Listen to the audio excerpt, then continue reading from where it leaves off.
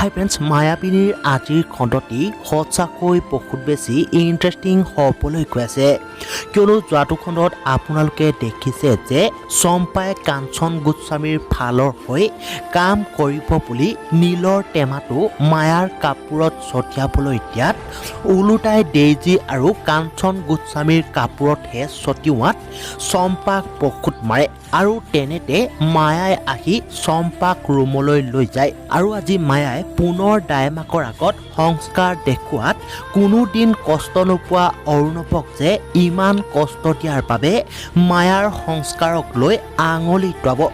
এতিয়া বাৰু মায়াই যে সকলো পাহৰি জীৱনটো পুনৰ আৰম্ভ কৰাৰ কথা ক'ব নেকি, জানিবলৈ পাব আজিৰ খণ্ডটিত। আৰু আনফালে পল্লৱীয়ে এক্সপিৰিয়েঞ্চ থকা একাউণ্টেণ্ট এজনৰ বৰকৈ প্ৰয়োজন হৈছে বুলি মায়াক জইন কৰোৱাৰ কথা কোৱাত অৰ্ণৱে এয়া অসম্ভৱ বুলি কয় যদিও উপায় নোপোৱাত মায়াকেই জইন কৰাবলগীয়া হ'ব নেকি।